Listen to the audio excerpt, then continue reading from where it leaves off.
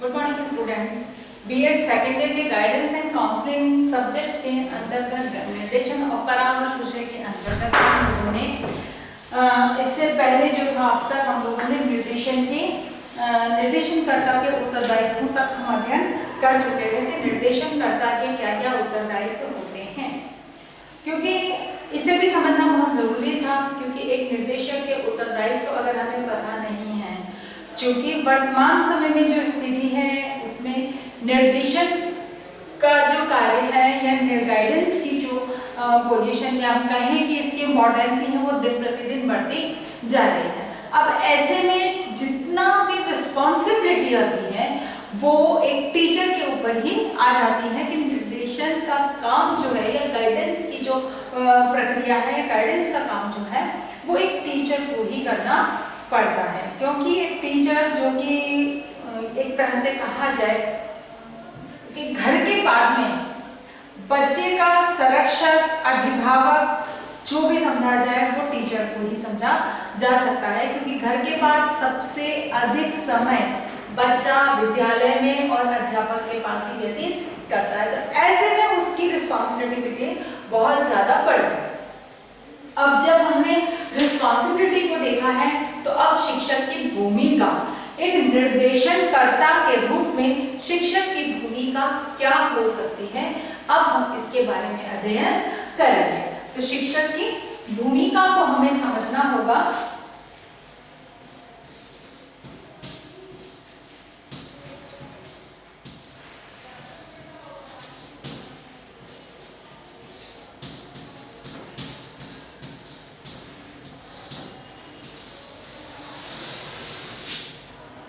एक निर्देशनकर्ता के रूप में या एक परामर्शदाता के रूप में एक शिक्षक की क्या भूमिका हो सकती है, इसे भी समझना हमें बहुत जरूरी है। कि हमने ये कहा जाए कि उत्तरदायित्वों को समझा, हमने उत्तरदायित्वों के बारे में अध्ययन किया कि एक निर्देशनकर्ता के क्या क्या उत्तरदायित्व होते हैं, यानी कि निर्देशनकर्ता की क्या रिस्पॉन्सिबिलिटी होती है, उसके बारे में समझा।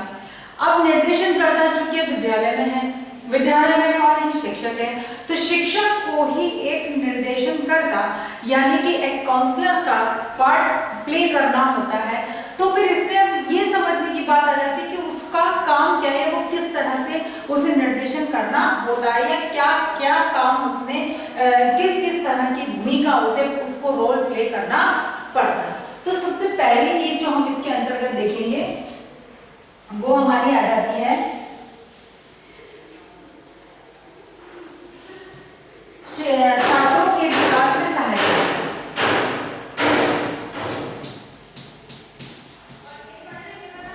छात्रों के विकास में सहायता। यहां बात समझने की है कि छात्रों के विकास में सहायता। अब अक्सर ये माना जाता है कि विद्यालय में शिक्षक है। कहां पर? विद्यालय। कहां कौन है? शिक्षक। जहां विद्यालय है और शिक्षक है तो उसका तीसरा पक्ष जो है वो किसका है? छात्र का या शिक्षार्थी का। अब जब विद्यालय में निर्देशन की बात आती है तो कौन कार्य कर रहा है? विद्यालय में निर्देशन का कार्य कौन कर रहा है? शिक्षक। किसको प्रदान कर रहा है? छात्र को। जब विद्यालय की बात आती है तो यहाँ पर जो निर्देशन की प्रक्रिया है उसमें सीधी सीधी एक ही बात समझी जाती है कि बालक के शैक्षिक विकास पर ही शिक्षक का ध्यान रहेगा। अर्थात माना यह जाता है कि जब विद्यालय में शिक्षक के द्वारा छात्र को निर्देशन दिया जा रहा है तो उसमें सीधी सी बात समझ में आती है कि भाई वो डेफिनेटली उसका एजुकेशनली डेवलपमेंट पर ही ध्यान केंद्रित करेगा, शैक्षिक विकास पर ही उसका ध्यान, सारा टारगेट जो होगा वो इसको। लेकिन यहाँ ये समझना है कि विद्यालय में जब शिक्षक छात्र के विकास की बात करता है तो शिक्षा ये कहती है कि बालक का सर्वांगीण विकास होना चाहिए। अब सर्वांगीण विकास में ये तो एक पार्ट मात्र है, मूल रूप से ये नहीं है, ये सर्वांगीण विकास का सिर्फ एक हिस्सा या एक भाग है। तो अब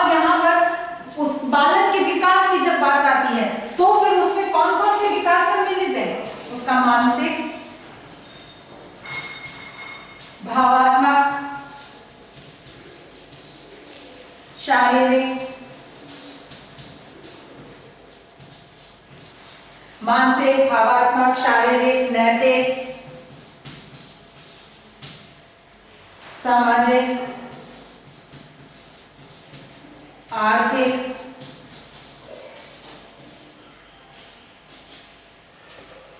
यानी कि कोई एक चीज इसमें नहीं है। इसमें क्या क्या चीजें सम्मिलित है?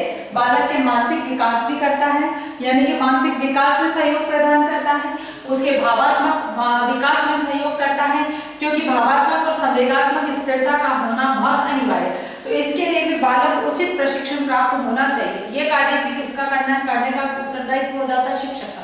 यानी कि शिक्षक जब बालक के विकास में सहायता करता है तो इस विकास में समझने की बात सिर्फ यही है कि वो केवल एक शैक्षिक विकास ही नहीं करता है, बल्कि वह बालक के सर्वांगीण विकास की बात करता है। और सर्वांगीण विकास में शैक्षिक, मानसिक, भावात्मक, शारीरिक, फिर बाद में क्या है ये नैतिक, सामाजिक, आर्थिक, सांस्कृतिक सभी प्रकार के विकास इसके अंतर्गत, सर्वांगीण विकास के अंतर्गत सम्मिलित होते हैं। इसीलिए जब एक निर्देशनकर्ता के रूप में शिक्षक अपनी कार्य या अपना भूमिका निभा रहा है, तब उसे इस बात का पता होना चाहिए कि बालक के विकास की जहां बात की जाती है तो वह विकास कौन सा है?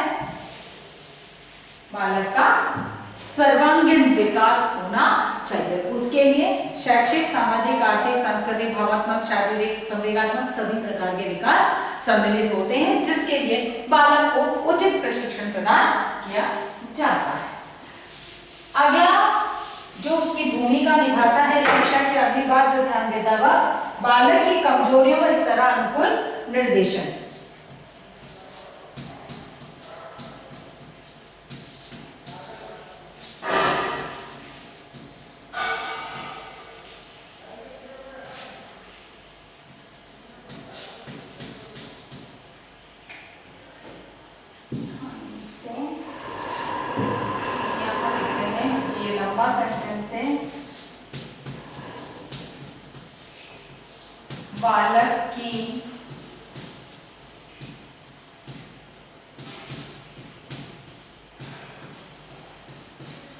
बालक की कमजोरियों व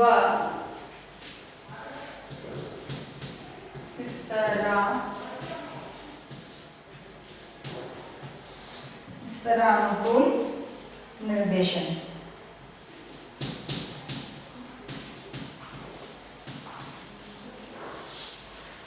यानी कि जो दूसरी बात है, बालक के विकास, छात्र के विकास में सहायता के बाद में जब दूसरी बात आती है तो वो आती है बालक की कमजोरियों व स्तरानुकूल निर्देशन। यानी कि बालक में पहली चीज क्या दी है? कमजोरी। यानी कि एक बालक में कमजोरी की जहां बात आती है तो बालक में किसी भी तरह की कमजोरी हो सकती है, जैसे स्वास्थ्य संबंधी कमजोरी हो सकती है, किसी विषय विशेष में बालक कमजोर हो सकता है, ठीक है, मानसिक रूप से अस्वस्थ हो सकता है, ठीक है ना। यानी कि किसी भी प्रकार की कमजोरी बालक की हो सकती है, चाहे वो स्वास्थ्य संबंधी हो, चाहे वो किसी विषय विशेष से संबंधित हो, मानसिक हो, सामाजिक समूहों के संबंध या गठन से संबंधित हो, किसी भी प्रकार की हो, बालक में किसी भी प्रकार की कमजोरी हो सकती है। तो इस कमजोरी का पता लगाना क्या होगा? पहले तो शिक्षक क्या करेगा? पता लगाएगा कि बालक में कमजोरी क्या है। पता लगाने के बाद में वह उसके कारण को ढूंढेगा, इस कमजोरी के कारण का पता लगाएगा और कारण का पता लगाने के बाद निवारण के बारे में विचार करेगा और फिर उपचार करेगा। अर्थात कि यहाँ पर एक निर्देशक के रूप में जब शिक्षक अपनी भूमिका निभाता है तो उसमें सब बड़ी बात ये होती है कि पहले तो उसे बालक की कमजोरियों का पता लगाना और फिर उसके निवारण के लिए प्रयास करना, उसका उपचार करना। फिर बाद में स्तरानुकूल, जिस स्तर का बालक है, स्तर यानी कि कौन सी कक्षा या उसकी स्तर में हम दो तरह से बात कर सकते हैं। एक तो कक्षा के अनुसार, स्तर के में जब हम बात करते हैं तो इसमें कौन सी कक्षा में है, कक्षा के अनुकूल उसको निर्देशन का कार्य किया जा सकता है। दूसरी चीज इसमें आ सकती है कि उसकी शारीरिक योग्यताएं क्या है, उसकी योग्यता क्या है, उसकी क्षमता क्या है। यानी कि एक बालक की जहां एक कक्षा के अनुसार, क्योंकि मनोवैज्ञानिक दृष्टिकोण से जो कक्षाओं का विभाजन किया है आयु के आधार पर, तो सबसे पहली बात तो वही चीज है कि वो कौन से स्तर का बालक है, उसके अनुकूल उसे निर्देशन प्रदान करना, फिर उसकी योग्यता और क्षमताओं के अनुसार भी श्रेणियां विभाजित की जा सकती है। तो उसके आधार पर भी बालक को निर्देशन का कार्य करना, अर्थात एक शिक्षक का बहुत बड़ा उत्तरदायित्व होता है, बहुत बड़ी जिम्मेदारी होती है कि वो बालक की कमजोरियों और उसके स्तर के अनुकूल उनको समझकर और उसके अनुकूल निर्देशन का कार्य करता है, निर्देशन देता है। अगली बात आती है प्रोत्साहन।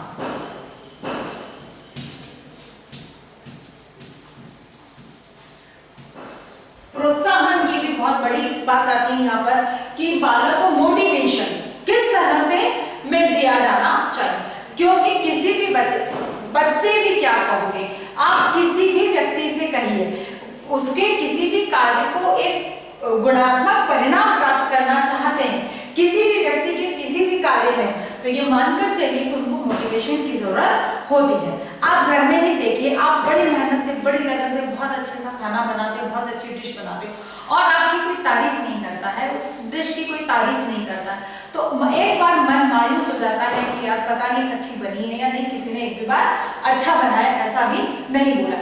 नेक्स्ट टाइम जब बनाने लगोगे तो 10 बार सोचोगे कि यार उस समय सबको पसंद आया था या नहीं आया।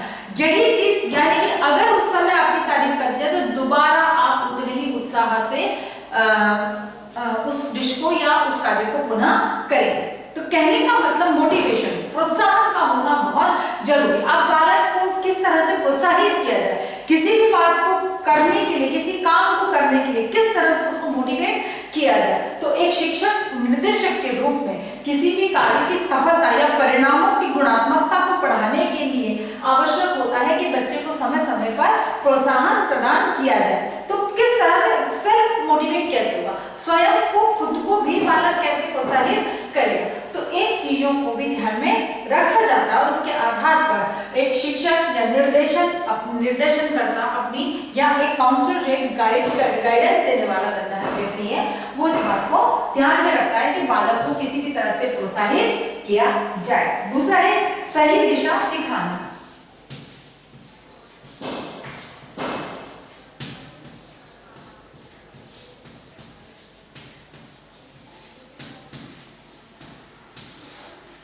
सही दिशा दिखाना आजकल की युवा पीढ़ी के लिए ये बहुत आवश्यक है।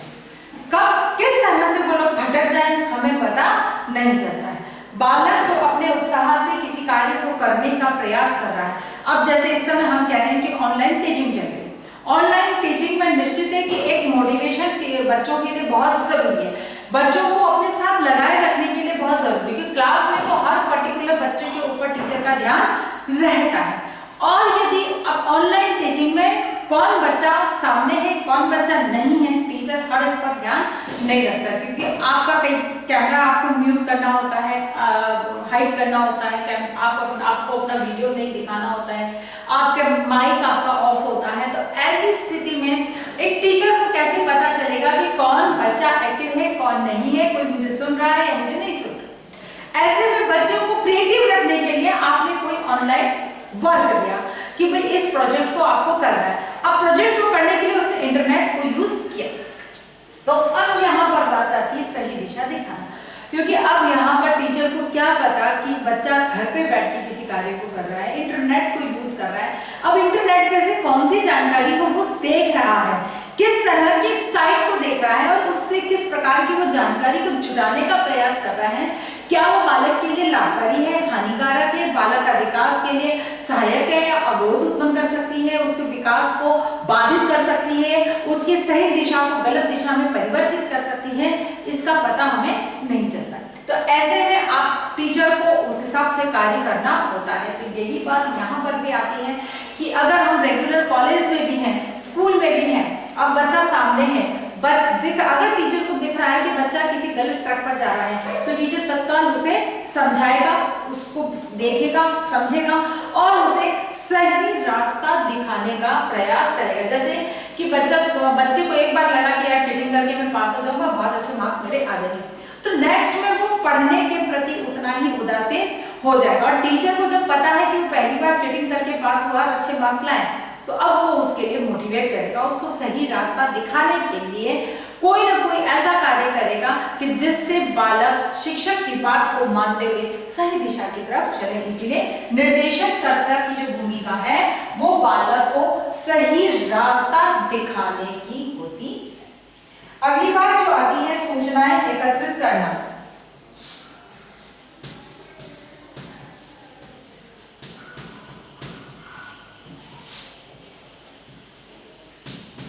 सूचनाएं एकत्रित करना, यहाँ पे निर्देशककर्ता के लिए बहुत अनिवार्य होता है कि उसे समस्त प्रकार की सूचनाएं एकत्रित करनी होती है। अब सूचनाएं कौन सी? बालक से संबंधित, बालक के स्वास्थ्य संबंधी, बालक के मित्र, पारिवारिक, वातावरण, आर्थिक, सामाजिक,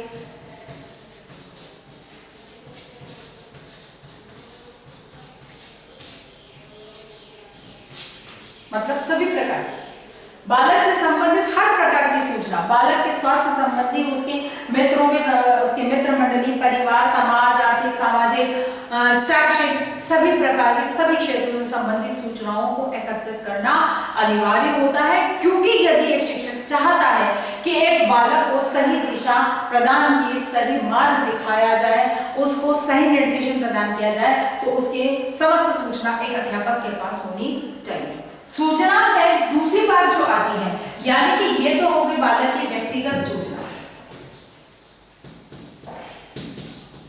ठीक है। अब दूसरी बात तो आती है वो है व्यावसायिक, शैक्षिक, ठीक है ना। व्यावसायिक और शैक्षिक क्षेत्रों में भी निर्देशन की आवश्यकता होती है, तो इसमें व्यावसायिक सूचनाएं शिक्षक के पास पूर्ण होनी चाहिए कि किस प्रकार के व्यवसाय हैं, कौन कौन से व्यवसाय हैं। जैसे कि एक ये यूनिवर्सिटी है पंजाब की, खापर यूनिवर्सिटी, उसमें एक प्रोग्राम चलाया है हम लोगों ने कि जो एल्यूमिनाइज हैं, जो पुराने पूर्व छात्र हैं, उनका एक संगठन जो हर महाविद्यालय में होता है, उनको जोड़ा गया, वो जुड़े हुए हैं। अब उनको एक बाकायदा जो वर्तमान छात्र जो पढ़ रहे हैं महाविद्यालय में, उस यूनिवर्सिटी के अंदर, उन छात्रों का संपर्क, जो पूर्व छात्र जो यहाँ से निकलकर बहुत अच्छे पदों पर कार्यरत हैं या वहां से रिटायर हो चुके हैं, ऐसे लोगों के साथ में उनका कांटेक्ट स्थापित किया गया, इंटरव्यू लिए गए। इंटरव्यू लेने के बाद में उन जो एल्यूमिनाइज स्टूडेंट्स थे, यानी कि उस यूनिवर्सिटी के जो पूर्व छात्र थे, उनसे उनका संपर्क मतलब संबंध स्थापित किया गया, उनको आपस में एक दूसरे से कांटेक्ट में लिया गया और उनको एक दूसरे से बातचीत कराई गई। अब बच्चे को किस प्रकार की, वर्तमान बच्चे को आगे भविष्य में क्या कर सकता है, किस तरह के कार्य किए जा सकते हैं, कौन कौन सी ऐसे क्षेत्र हैं, व्यवसाय से संबंधित कौन कौन से व्यावसायिक क्षेत्र हैं जिनके बारे में एक नियमित रूप से उसको जानकारी नहीं मिल सकती। तो ऐसे में ये व्यावसायिक जो सूचनाएं हैं उस संगठन के माध्यम से बालक तक पहुंचाइए। आवश्यक नहीं है कि एक अध्यापक को सभी व्यवसायों से संबंधित पूर्ण जानकारी है, तो इसलिए आप एक संगठन की स्थापना करके, एक ग्रुप की स्थापना करके और आप इस तरह के निर्देशन कार्यों को करा सकते हैं। अर्थात एक शिक्षक की भूमिका होती है कि वो बालक के व्यावसायिक जानकारी या समस्त सूचनाओं को एकत्रित करें और बालक तक ये सूचनाएं पहुंचाएं। शैक्षिक सूचनाएं भी, शैक्षिक सूचनाओं में जो वर्तमान में चल रहा है वो चल रहा है, लेकिन और जो बालक के विकास से संबंधित कौन कौन से ऐसे कोर्सेज हैं, कौन सा कोर्स करके किस प्रकार की उन्नति वो कर सकता है, किस और उस शिक्षा को प्राप्त करने के लिए कौन सा कॉलेज होगा, वहाँ का एडमिशन का प्रोसेस क्या होगा, उसकी फीस क्या होगी, किस तरह, यानी कि संपूर्ण जानकारी जो है समस्त प्रकार की सूचनाएं निर्देशनकर्ता के माध्यम से बालक तक पहुंचाई जाती है। अगली बात जो इसमें है वो आती है समस्याओं के कारणों का निदान एवं उपचार।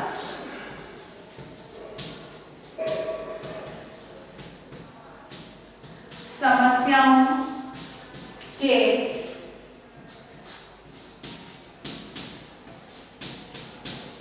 कारणों का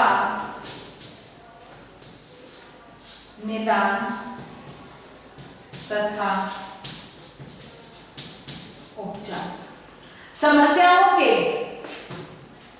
कारणों का निदान तथा उपचार, किसी भी जो भी समस्या बालक के सामने आ रही है उन कारणों का पता लगाना, उनका निदान करने के लिए उनका किस तरह से निदान किया जा सकता है और उसके लिए क्या उपचार किया जाना चाहिए, इसके लिए निर्देशनकर्ता को या एक शिक्षक को पूर्ण तैयारी या निर्देशन का कार्य प्रदान करना होता है। या इस क्षेत्र में भी यानी कि बालक की समस्या का शिक्षक पता लगाता है, निर्देशनकर्ता गाइड जो काउंसलर है वो उसका बच्चे की जो प्रॉब्लम्स है उनके बारे में जानकारी हासिल करता है, उन जानकारियों के रीजंस या कारणों को पता लगाता है, उन कारणों के बाद उनके जो निदान है उनके सॉल्यूशन है उनका पता लगाता है एंड देन उपचार करता उसका ट्रीटमेंट करके और बालक को सही दिशा पर लेकर जाता है या बालक को उन समस्याओं से छुटकारा दिलाता है।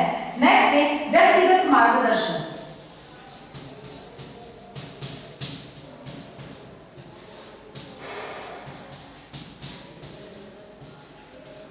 व्यक्तिगत मार्गदर्शन यानी कि बालक को व्यक्तिगत स्तर पर भी बहुत सारी ऐसी, जैसे कि कोई व्यक्तिगत समस्या है, किसी मित्र के साथ में उसकी झगड़ा हो गया, अब वो हर कोई ऐसा कुछ काम घटना घटित हो गई है कि उसको किसी से सबके सामने बोलने में उसको शर्म आ रही है, वो उसकी एक व्यक्तिगत प्रॉब्लम है, वो सबके सामने शेयर नहीं करना चाहता, तो शिक्षक के पास एकांत में शिक्षक के पास जाकर उनसे शेयर कर सके, यानी कि उसकी व्यक्तिगत समस्याओं के निदान के लिए भी शिक्षक को अपनी भूमिका निभानी होती है, क्योंकि ये व्यक्तिगत समस्याओं का समाधान भी होना बालक के लिए जरूरी है और यदि इनका समाधान नहीं होता तो ये बालक के विकास को प्रभावित करते हैं। इसीलिए व्यक्तिगत समस्याओं के निदान के लिए भी, उसके मार्गदर्शन के लिए भी निर्देशन शिक्षक को अपनी भूमिका या शिक्षक को कार्य करना होता है। फिर बाद में है सामुदायिक स्रोतों से सीखने के अवसर।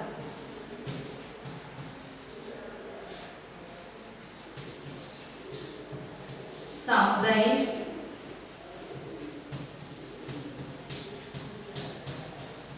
स्रोतों से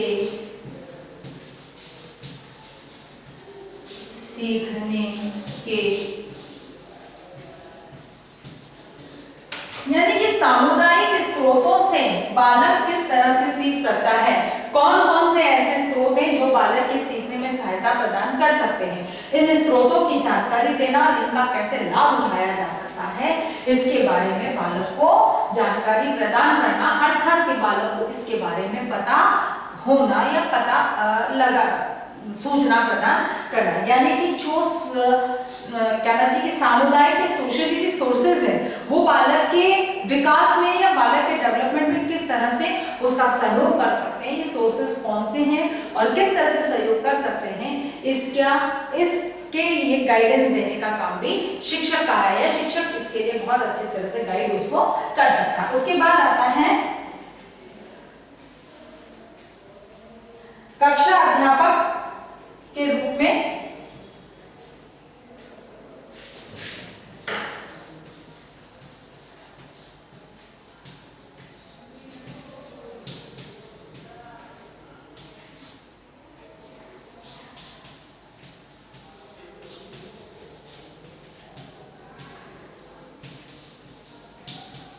कक्षा अध्यापक के रूप में निर्देशन, यानी कि यहाँ पर निर्देशन का जो एक और भूमिका है, क्योंकि निश्चित है कि जहां हम व्यक्तिगत निर्देशन की या व्यक्तिगत मार्गदर्शन की बात करते हैं वहां पर फिर कक्षा, क्योंकि कक्षा में एक कक्षा विशेष के बालकों के ही चाहे कक्षा में सामूहिक समस्या है, चाहे शिक्षण संबंधी है या अन्य किसी प्रकार की है, तो यहाँ पर उसको एक कक्षा अध्यापक के रूप में भी निर्देशक का कार्य करना होता है। यानी कि ये नहीं है कि हम कहते हैं कि सामूहिक रूप में किसी विशेष क्षेत्र में ही खाली निर्देशन करना है, नहीं, कक्षा अध्यापक के रूप में भी, और ज्यादातर अधिकांश रूप से जो निर्देशन की कार्य या प्रक्रिया जो होती है शिक्षण के माध्यम से वो होती है एक कक्षा अध्यापक के रूप में ही वो अधिकांश रूप से निर्देशन प्रदान करता है। अगली बात आती है विषय अध्यापक के रूप में।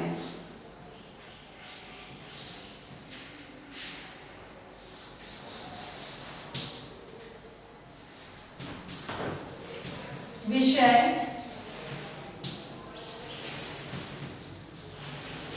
अध्यापक के रूप में, विषय अध्यापक के रूप में तो निश्चित है कि किसी विषय विशेष की जो समस्याएं हैं उसके निवारण के लिए वह निर्देशन का कार्य करता है। उसके बाद में खेल शिक्षक,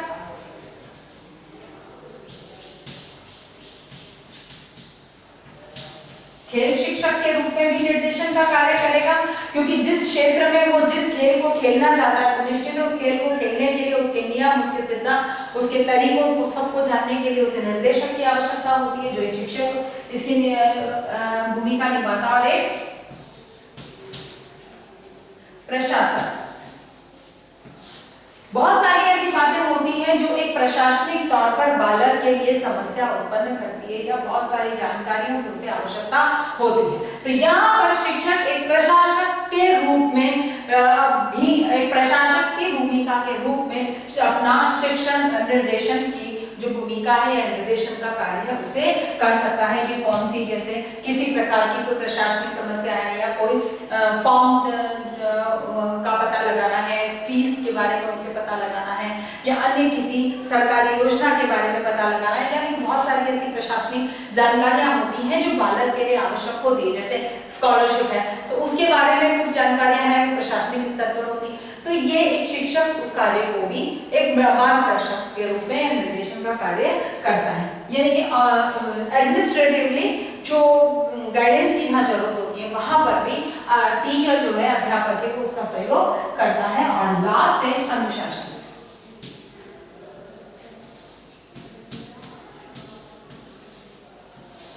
अनुशासन निश्चित है कि बालक को अनुशासन के लिए तैयार करना। अनुशासन क्या होता है, किस तरह से उसे अनुशासन में रहना चाहिए, स्व अनुशासन क्या है, कठोर अनुशासन क्या है, दबाव में रहकर अनुशासन किस तरह से अनुशासित रहा जाता है, यानी कि एक अनुशासन के प्रकार क्या है, किस तरह से अनुशासन में रहना चाहिए, अनुशासन में रहने से क्या लाभ है, अनुशासनहीनता के क्या हानि है, ये सारी चीजें समझाने का कार्य भी एक शिक्षक का है। अर्थात अनुशासनात्मक गाइडेंस की जो जरूरत होती है, डिसिप्लिनरी जो गाइडेंस की जरूरत होती है, उसमें भी टीचर अपनी पूरी भूमिका या अपना पूरा रोल प्ले करता है। यानी कि एक शिक्षक की जब बात आती है वो हर क्षेत्र में बच्चे को निर्देशन या गाइड करने का कार्य करता है, क्योंकि केवल एक शैक्षिक प्रक्रिया के माध्यम से उसका डेवलपमेंट करने की सोचेगा तो वो संभव नहीं है। उसके सर्वांगीण विकास के लिए आवश्यक है कि बालक को मोटिवेशन की भी जरूरत है, उसको सही मार्ग दिखाने की भी जरूरत होती है, उसकी कमजोरियों और स्तरों के अनुकूल उसे गाइडेंस की जरूरत होती है, क्योंकि हर बालक को हर तरह से एक ही जैसा गाइडेंस हम नहीं दे सकते हैं। तो उसमें उसे किस तरह के अलग अलग व्यक्तिगत भिन्नतात्मक जो गाइडेंस है उसको की आवश्यकता होती है, फिर इंफॉर्मेटिवली जो है उसके लिए आवश्यकता होती है। यानी कि ये कहा जाए कि एक शिक्षक का जो है बालक के सर्वांगीण विकास के लिए निर्देशन का होना या निर्देशक के रूप में वो भूमिका निभाता है। आशा करती हूँ कि मेरी आज की बात समझ में आई होगी।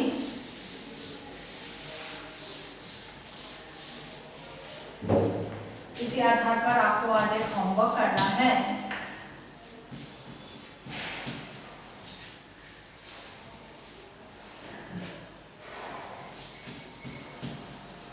एक शिक्षक की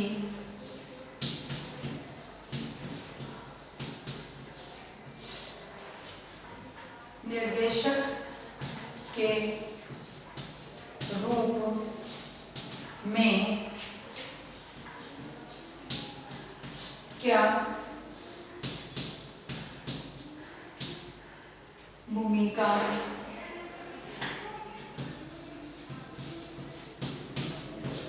होती है, स्पष्ट कीजिए।